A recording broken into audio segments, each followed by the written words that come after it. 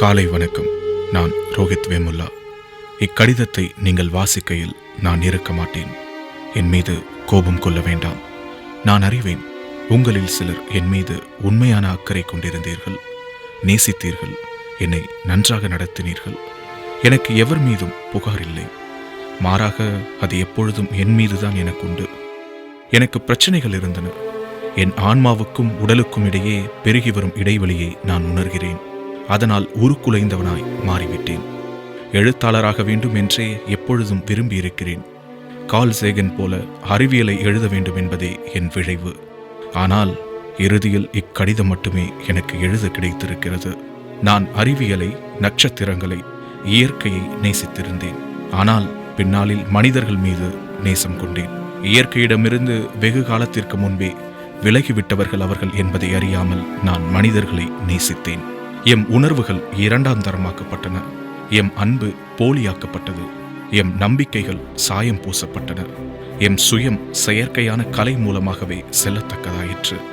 காயப்படாமல் நேசம் கொள்வது மிகவும் கடினமானதாக மாறியிருக்கிறது. மனிதனின் மதிப்பு அவனுடைய உடனடி அடையாளமாக மட்டும் சுருக்கப்பட்டது. அண்மைய சாத்தியங்களாகிவிட்ட தேர்தல் வாக்காகவும் எண்ணாகவும் பண்டமாகவும் குறைக்கப்பட்டுவிட்டது. இங்கு மனிதன் ஒருபோதும் அவனுடைய மனமாக பார்க்கப்பட்டதில்லை. கனவுகளால் உருவான அற்புதமாகவும் கருதப்பட்டதில்லை. ஒவ்வொரு துறையிலும், கல்வியிலும், தெருக்களிலும், அரசியலிலும் அப்படியே, மரணிப்பதிலும் வாழ்தலிலும் கூட. இது போன்றதொரு கடிதத்தை முதன்முறையாக எழுதுகிறேன். ஓர் இறுதி கடிதத்தை எழுதுவது இதுவே முதன்முறை. ஒருவேளை இக்கடிதத்தை நான் சரியான முறையில் எழுதவில்லை எனில் என்னை மன்னியுங்கள். தவறு என் மீதும் இருக்கலாம். உலகை புரிந்து கொள்வதில், அன்பை, வலியை, வாழ்க்கையை, மரணத்தை புரிந்து கொள்வதில் நான் தவறிழைத்திருக்கக்கூடும். ஒருபோதும் அவசரப்பட்டதில்லை. ஆனால் எப்போதும் ஒரு வாழ்க்கையை தொடங்க பெரும் ஆவல் கொண்டு விரைந்திருக்கிறேன். ஒரு சிலருக்கு வாழ்வே சாபம்தான். என் பிறப்பே மரணத்தையொத்த ஒரு விபத்துதான்.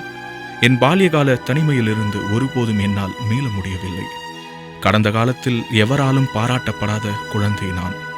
இக்கணத்தில் நான் காயப்பட்டிருக்கவில்லை, வருத்தம் கொள்ளவும் இல்லை. வெறுமையாயிருக்கிறேன், அவ்வளவே. என் குறித்த கவலையற்று உள்ளேன். இந்நிலை மிகவும் பரிதாபமானது. ஆகவே நான் இதை செய்கிறேன்.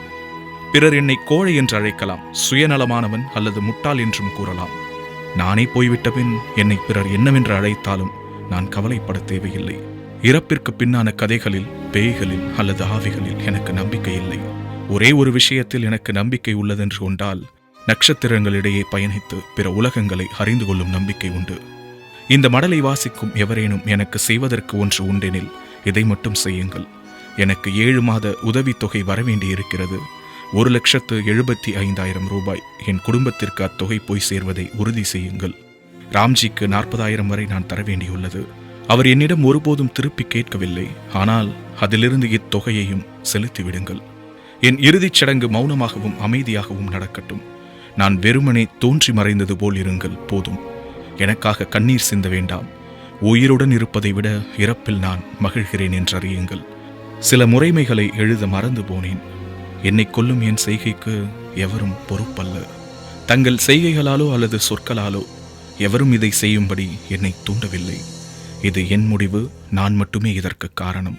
என் நண்பர்களையோ எதிரிகளையோ நான் சென்றபின் சிக்கலில் ஆழ்த்த வேண்டாம். உமா அண்ணா, உங்கள் அறையை இதற்கு பயன்படுத்துவதற்கு மன்னியுங்கள். ASA குடும்பத்திற்கு உங்கள் அனைவரையும் ஏமாற்றத்துக்குள்ளாக்குவதற்காக மன்னியுங்கள். நீங்கள் என்னை மிகவும் நேசித்தீர்கள். வருங்காலம் சிறப்பாக அமைய வாழ்த்துக்கள். இறுதியாக ஒரு முறை, ஜெய் பீம். நிழல்களில் இருந்து நட்சத்திரங்களுக்கு செல்கிறேன்.